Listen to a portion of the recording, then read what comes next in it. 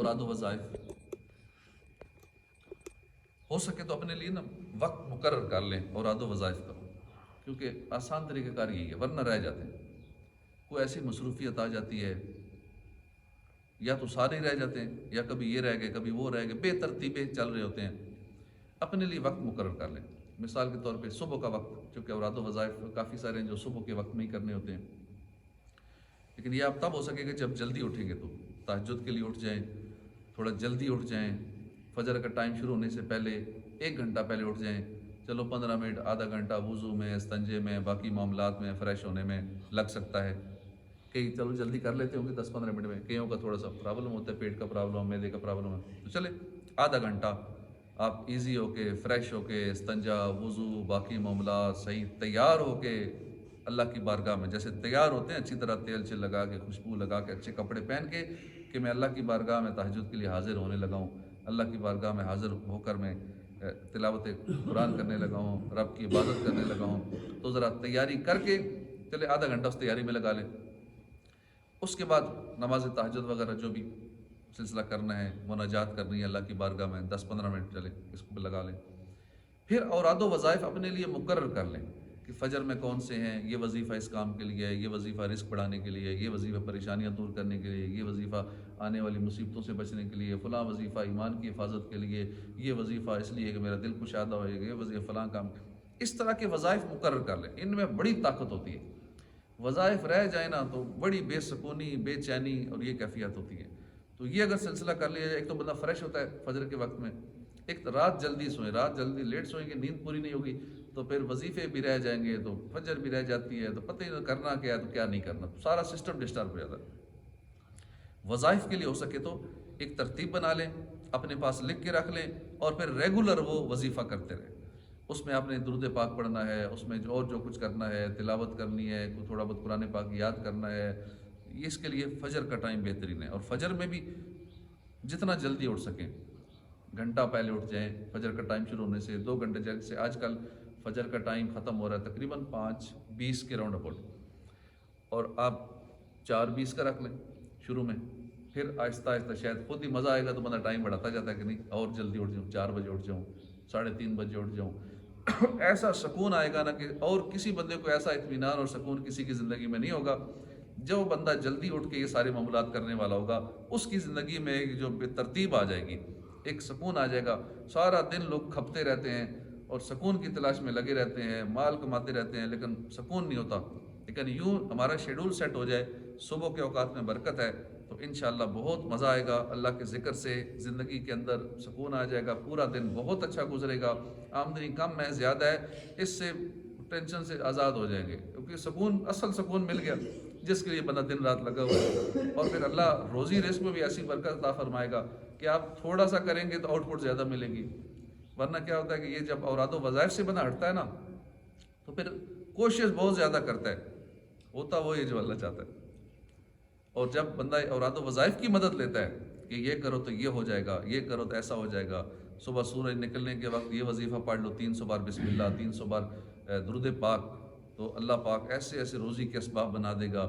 بلکہ ریگولر پڑھیں گے تو 1 سال کے اندر اندر امیر و کبیر ہو جائیں گے، سال کے اندر امیر و کبیر ہو جائیں گے۔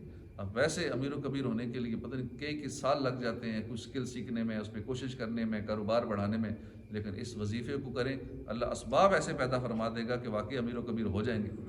تو اس طرح کے وظیفے پڑھنا اور ریگولر پڑھنا، یہ اپنے معمولات میں شامل کر لیں۔ حضرت ایک ریکویسٹ کرنا چاہتا ہوں، جب تک میری سمجھ آیا، میں نے سنا ہے کہ تہجد کی رکعت جو ہے وہ 12 جس کو تہجد کا نام دیا، تو کیا کوئی آدمی 16 میں تہجد نام لے کر پڑھ سکتا ہے؟ کیونکہ سنت کی خلاف ورزی، اس پر تھوڑا اوپن کریں۔ کم از کم 2 رکعتیں، زیادہ سے زیادہ 12 رکعتیں، یعنی تہجد نام تہجد کے حساب سے۔ اگر کوئی آپ فالتو پڑھ لیں تو صلاۃ اللیل، سور پڑھتا تو پھر وہ تہجد نہیں کر، نفل کرنا، صلاۃ اللیل ہے، رات کی نماز، صلاۃ اللیل۔ یعنی بس یہ تھوڑا آنند لے۔ ایک آدمی کہتا ہے کہ 12 رکعت ظہر کی ہے تو میں 14 پڑھ لوں، تو یہ اس نے اپنے سے ڈال دیا۔ ویسے نفل پڑھ سکتا ہے، پڑھ سکتا ہے جتنا چاہے پڑھے، بلکہ جس کو سرور ملتا ہے نفلوں میں، جس کو ایک دفعہ مزہ آ جاتا ہے کہ اس میں کیا ہے نماز میں یا نفلوں میں کیا ہے، وہ تو پڑھتا ہی رہتا ہے. پڑھتا ہی رہتا ہے، لیکن تہجد نام مبارک سے آگے جانا نہیں لینا بارہ چاہیے. زیادہ سے زیادہ 12 سنت طریقہ یہی ہے. سنا کہ نبی پاک نے 12 رکعت تہجد 2 سے لے ہاں کر دو سے کم سے کم 2 باقی زیادہ سے اگر زیادہ ساری 12. رات کوئی نماز پڑھتا تو وہ پڑھتا، لیکن تہجد نہیں کہہ سکتا. جی جی. وہ حضرت فضیل بن ایاز کے بارے میں سنا تھا کل بھی ہم نے کہ ڈاکوؤں کے سردار تھے، نفلی نمازیں بھی اتنے پڑھتے تھے، فرض تو پڑھتے تھے اور نفل نمازیں بھی فرضوں کے علاوہ نفل پڑھتے رہتے تھے. اور ڈاکوؤں نے پوچھا نا کسی نے جس قافلے کو لوٹا کہ آپ کا سردار کہاں ہے؟ کہا جی وہ دریا کے کنارے ادھر نماز پڑھ رہا ہوں. انہوں نے کہا نماز کا تو ٹائم ہی نہیں ہے، کون سی نماز پڑھ رہا؟ کہتا اچھا وہ نفل پڑھ رہا ہوں گے ہمارے سردار صاحب.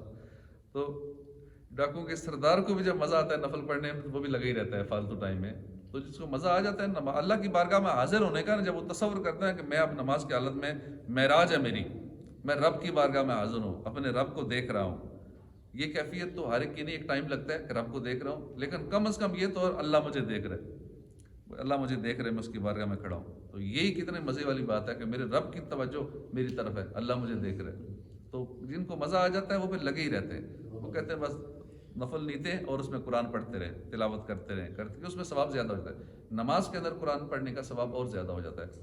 تو یہ نوافل لوگ بہت دور ہو گئے ہیں نفل نمازوں سے، یا تو مزہ نہیں آتا یا کیفیت ایسی. مزہ اس لیے کہ جب بندہ بیمار ہو دوائی کڑوی لگتی ہے، بچوں کو زبردستی دوائی دینی پڑتی ہے، اچھا نہیں لگتا.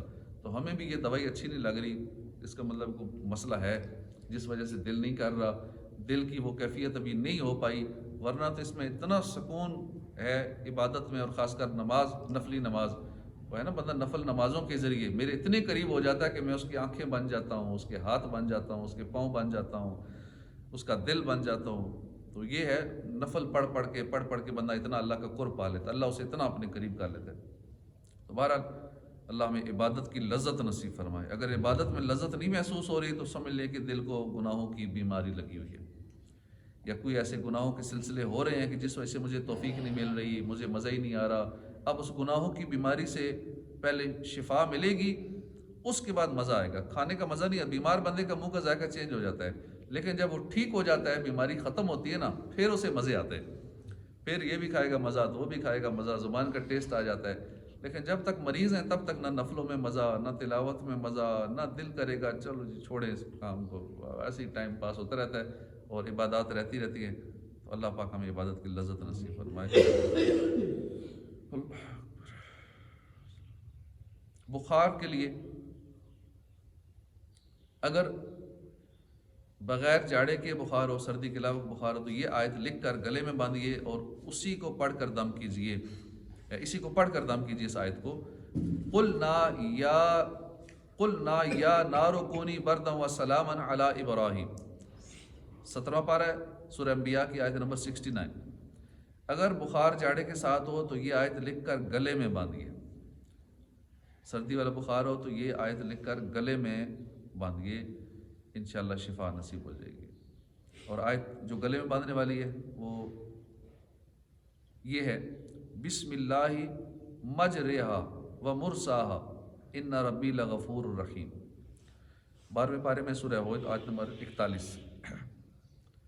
اگر سردی کے ساتھ بخار ہو تو یہ آیت قلنا یا نارو کونی، یہ والی آیت لکھ کر گلے میں باندھیے. اگر بغیر جاڑے کے ہو بخار تو یہ آیت گلے میں باندھیے اور اسی کو پڑھ کے دم کیجیے. اور اگر بخار جاڑے کے ساتھ ہو، سردی کے ساتھ ہو، تو یہ والی آیت جو بعد میں پڑھی ہے بسم اللہ مجرہا، یہ والی آیت لکھ کر گلے میں باندھیے، انشاءاللہ شفا مل جائے گی. اعوذ باللہ من الشیطان الرجیم.